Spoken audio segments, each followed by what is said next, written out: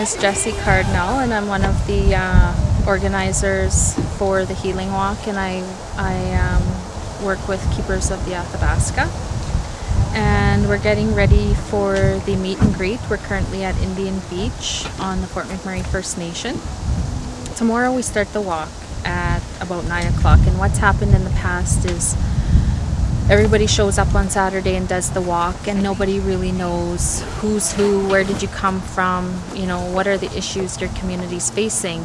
And so this is the first year we're doing the meet and greet, and the intent of the meet and greet is so that we can all get to know each other.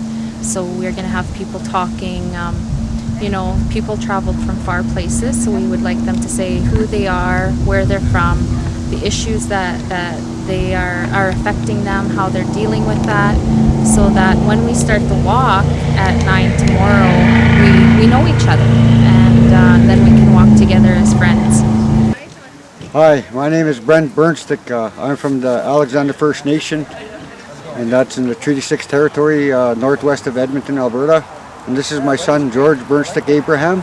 We are here participating in the Healing Walk because we are opposing oil and gas pipelines and tankers, and we're here in regards to protecting Mother Earth from further destruction. And with that, hi and thank you. Hi, my name is Jennifer Ekstrom. I'm living in Sebastopol, California. I'm up here at Fort McMurray because there's actually currently a proposal to strip mine for tar sands in eastern Utah in the United States. It's a precedent-setting situation. I'm working on a film to get the word out about that issue and thought I must come to Fort McMurray to find out firsthand the impacts and what people are facing after years and years of strip mining for tar sands. And we're here at the walk. I'm here as one of the organizers. This will be the third year we've held the walk, and I've been a part of the organizing committee all 3 years. And we're here gathered tonight to meet each other before we go on a walk. We're going to be walking 13 kilometers through the heart of tar sands destruction tomorrow, and it's a good opportunity for us to meet each other before we're sort of impacted both visually and physically by the tar sands. My name is Roland Woodward, and I'm chairman of Keepers of the Athabasca, and we're here to promote the Healing Walk. Hi, I'm Bruce Jackson, and I'm from Athabasca. I'm a member and participant in the Keepers of the Athabasca. Here I'm to meet people from all over the world. It's fascinating, and I'm looking forward to the walk tomorrow. These people have a heart for life, and they really want to send a message to people that we need to pay attention to what's going on. Hello, I'm Cecile Fossack. I'm with the United Church of Canada. I work for the national office, and I am responsible to the Committee on Indigenous Justice and Residential Schools. So I am here representing the United Church and also Kairos, the Canadian Ecumenical Justice Initiatives, that in the past has supported some work of the Keepers of the Athabasca. And this summer, when the United Church of Canada meets, we'll be considering a proposal to categorically reject the Enbridge pipelines.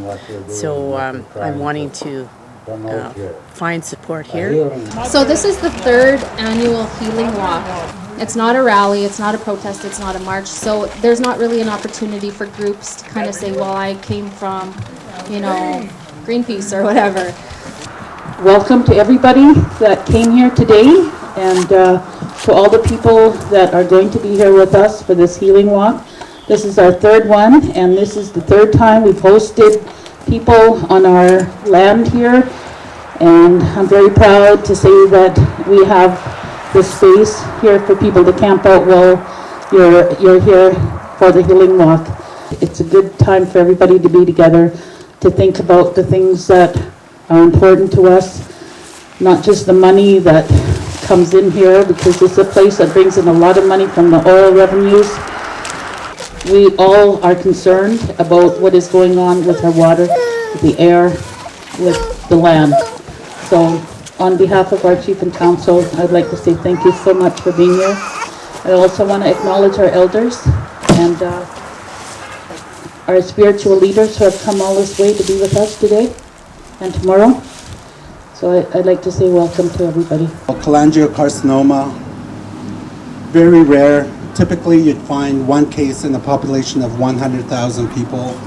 He was observing 3, 4, 5 cancers that are typically or statistically being caused by petroleum products.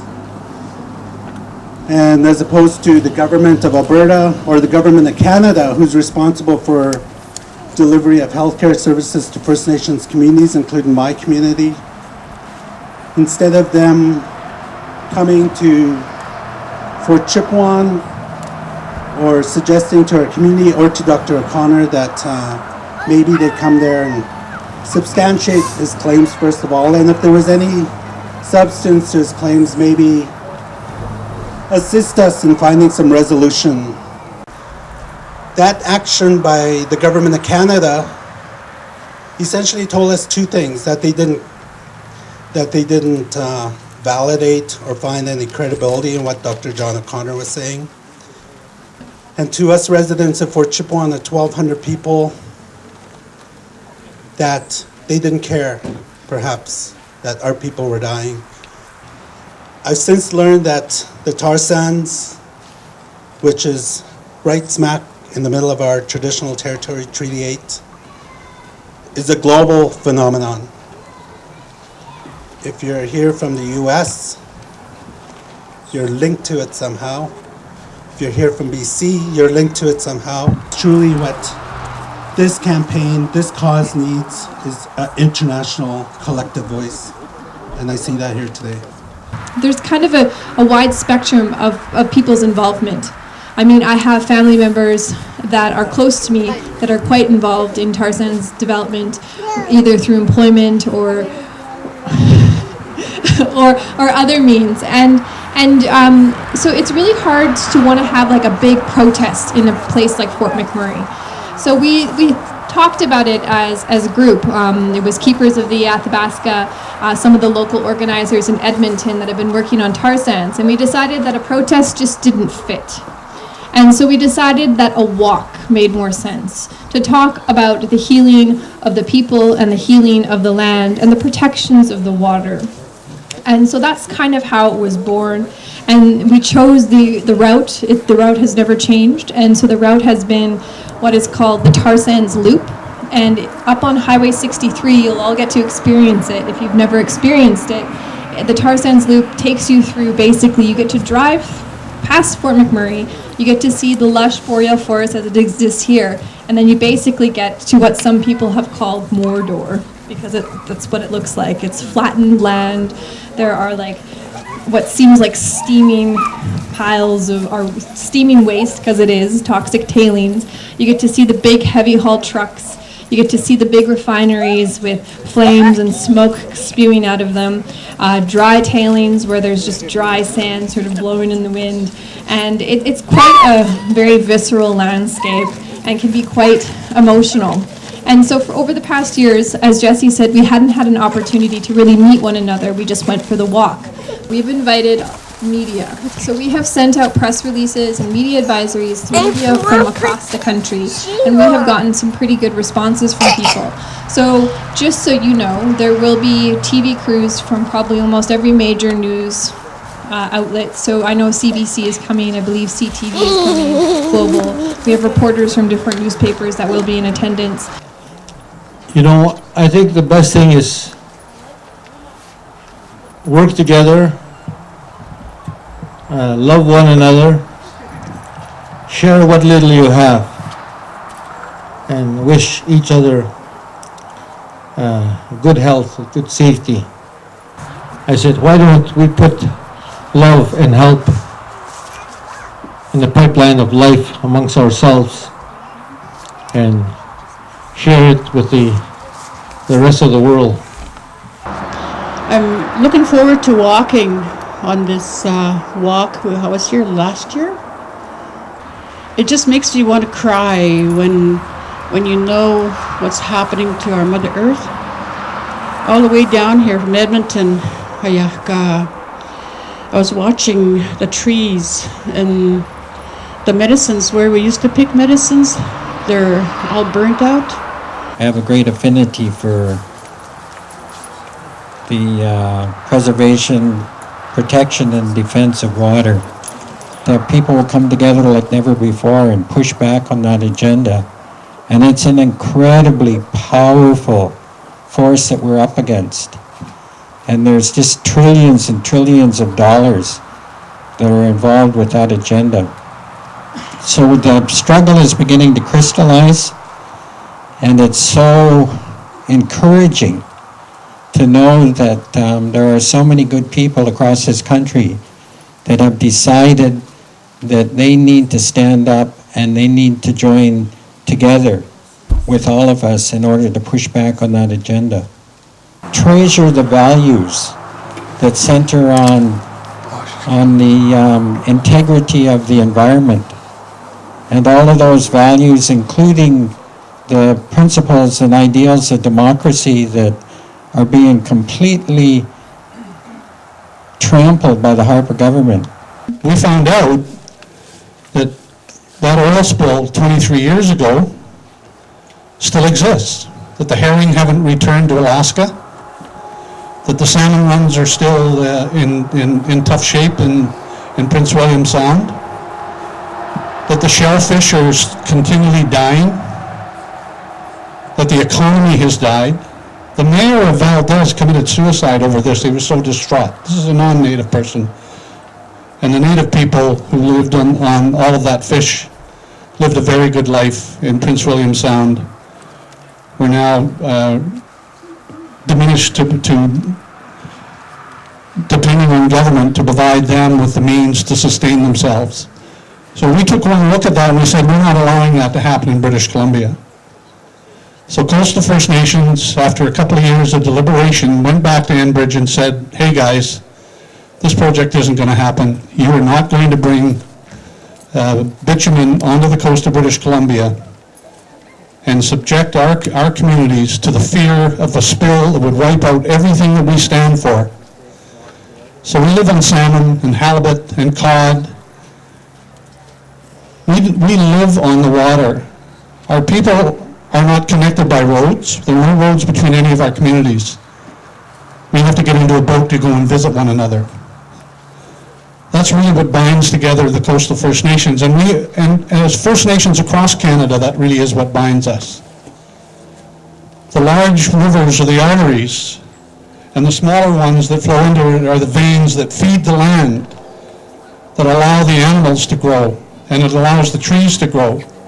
The largest trees in British Columbia, 250-foot cedars and fir, grow in rivers where the salmon go. If there's no salmon, there aren't big trees. The reason being that the bears and the wolves and the eagles and the ravens and the crows and everything eat the salmon. And they take it and they spread that throughout the forest, and they fertilize the forest. So all of the totem poles and all of the big houses and everything that you see in British Columbia have basically come from the salmon. I heard one of the chiefs talk earlier about these people having no conscience, and that's absolutely true. There is no corporation that has a conscience. It's all about the bottom line. And there may very well be people that work there that have a conscience, but they're not allowed to use it. That's not the corporate culture. So in British Columbia, when we returned, we began to court all of the people in British Columbia. We began to inform them about what would happen if we ever allowed this pipeline to go through. If we ever allowed tankers to ply the waters of British Columbia, and we had one accident, the size of the Exxon Valdez, which is small compared to the size of tankers that are being proposed for British Columbia right now. If one of those size spills happened, it would cover British Columbia from the BC-Alaska border to Washington State. That's how big the Exxon Valdez spill was. And that would be a small spill compared to what we're looking at now. When we began to inform British Columbians, they began to realize that the economy that we have, and it is a sustainable economy, it doesn't depend on oil, it doesn't depend on gas. We have renewable forests and we have renewable fisheries. We have 30,000 jobs on the coast of British Columbia and $3 or $4 billion a year in revenue. And Enbridge is proposing to put a pipeline out there that is going to jeopardize that with one accident. So it wasn't long before we convinced 80% of British Columbians that this project shouldn't go ahead. People in Eastern Canada don't know the first thing about what we're talking about here. I've spoken on Bay Street a couple of times, and people don't even know what we're talking about. They don't even know there's a proposal. Whatever happens here affects us up north, so we're downstream. And we always used to think that because we're so far north, the waters would never get polluted, the air would never get polluted, and so on, but not the case. We're feeling it like everyone else. And a number of years ago, our people decided unanimously that we have to oppose any expansion of the tar sands, because what's happening is, as you know, as they dig the bitumen out of the soil here, they use a great deal of water, and they use so much water that it's affecting the water basin in the north. The water's dropping, and we feel it up north. The other thing is that when they dig and make the tailings ponds, they have tailings ponds here, they leach into the water and into the environment, and that comes downstream to us. And we don't know all of the chemicals, but we know that arsenic is included in that, so it's toxic. People have to understand that, as someone said earlier, this is Treaty 8, and Treaty 8 also goes north. Part of it is in BC, part of it is here, and this wasn't BC. This was the Northwest Territories when Treaty 8 was put into place in 1900 and 1899. This was the Northwest Territories. So was what is called Saskatchewan now. So part of Saskatchewan, Alberta, British Columbia, and where I'm from, Yellowknife, is Treaty 8. So I'm a member of Treaty 8. We're the furthest northern community. I was motivated by one of your